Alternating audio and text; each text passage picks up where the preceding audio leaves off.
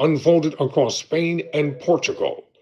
With mobile networks down and much of Spain's transport systems paralyzed, people were left to navigate the chaos as best they could. Tyrone Bowman. Tyrone Bowman live.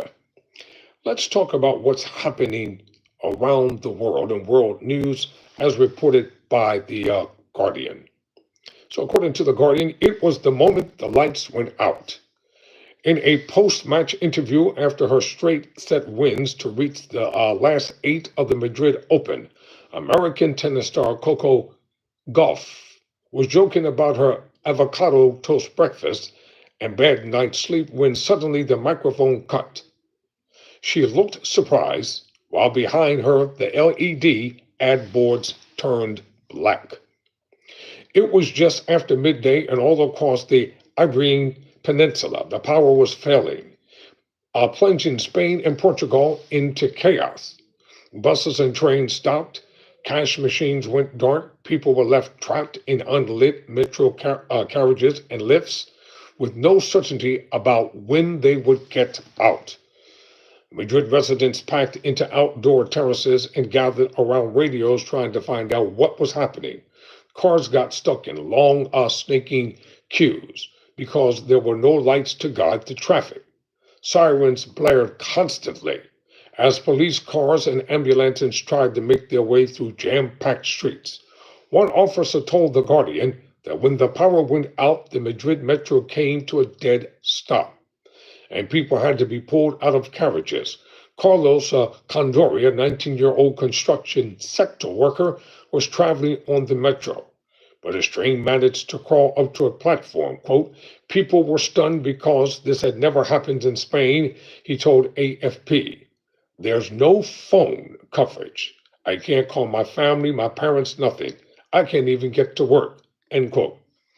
In the Spanish capital, neighbors spilled out of their homes, mingling from workers from offices and stores, trading stories. Most assumed it was a localized power cut that would be restored swiftly. They were wrong. The Spanish and Portuguese governments scrambled to hold crisis meetings. The Spanish parliament closed, and play at the Madrid Open was suspended. Clothing company Zara closed its flagship store in Madrid, although other shops allowed customers to browse their wares in the dark. The day had started ordinarily enough. Antonio Loreto, a PhD student at the Autonomous University of Barcelona, told The Guardian that the electricity had gone off in his lab at 12:30 p.m., although he and other colleagues soon realized the problem was much bigger. Quote, when people noticed it was in the whole university, everyone got nervous. Then someone said it was the whole of Catalonia, then all Spain. We realized that no one had cell phone reception. People started to panic. Some said it could be the start of World War III. And without internet or mobile phone, people started to get a bit paranoid, end quote. With uncertainty about the causes of an unprecedented blackout running high, misinformation and rumors flew. The European Commissioner President Ursula von der Leyen was wrongly reported to have described the incident as an attack on the European energy grid. She had said no such thing.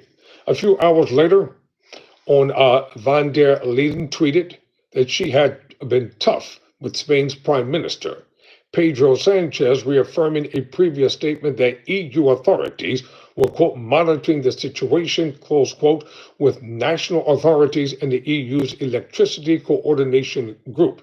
The EU Energy Commissioner, Dan Georgeson, reported at 2:28 p.m. that, quote, power is already back in some regions, close quote. Here is a photo of a woman in a laundrette after her clothes got stuck in the machine during the power outage. So the best I can do is show you this right here. I'll try to make it bigger. If not, here you are. It's a lady in the laundromat. Power went down. She couldn't finish washing her clothes. But chaos was still reigning in large parts of the Iberian Peninsula. Thousands of people were stranded on the Madrid-Barcelona high-speed railway line. Good God Almighty. One train heading for Barcelona stopped at 12:50 p.m., according to an El Paris report. Within minutes, the lights went out and air conditioning stopped. Passengers could not even get onto the train toilets, which were connected to the electricity system, and had to use some bushes by the track. Quote, get off 2 by 2 and come back immediately after relieving yourself, close quote. The paper reported one attendant saying the crew tried to provide information but admitted that they didn't really know what was going on. Jason Ency, a Guardian reader, reported in the early afternoon, quote, we are stuck on a Renfe train from Seville, about 30 to 40 miles east of Madrid, near Toledo. We are just stopped on a curve with no real way to be rescued should it come to that. Here's a photo of passengers as they're standing next to a stopped high-speed line near Cordoba. Let's take a look at this one right here.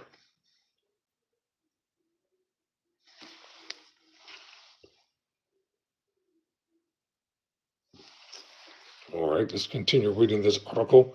Hospitals in Barcelona, Galicia, and Portugal turned to backup generators, local media reported. Prescriptions were once again being written by hand. X-rays and medical test results could not be viewed. Meanwhile, hundreds of petrol stations closed across Spain and Portugal because pumps were inoperable and card systems had failed.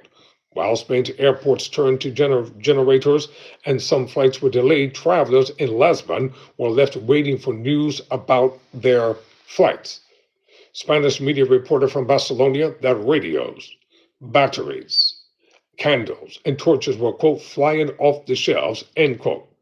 At the bazaars on Col de Mar, people scrabbled for cash to buy their lunch. As ATMs didn't work in some restaurants, dinners ate by candlelight.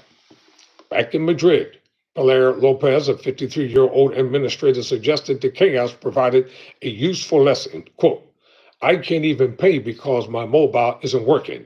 Sometimes you have to be a bit more analog. This proves it. Quote, quote, she told AFP. Well, people should start doing like I'm doing and other people are doing. You got to stop stockpiling. Start putting things away. Don't put all your money in the bank. Keep some of it stashed in a safe place.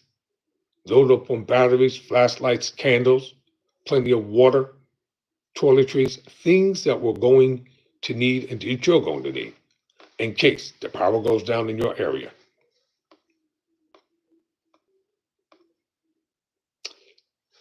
So as I close this segment here, thank you all for watching. I hope you take the time to subscribe to Tyrone Bowman Live. Never surrender, never quit.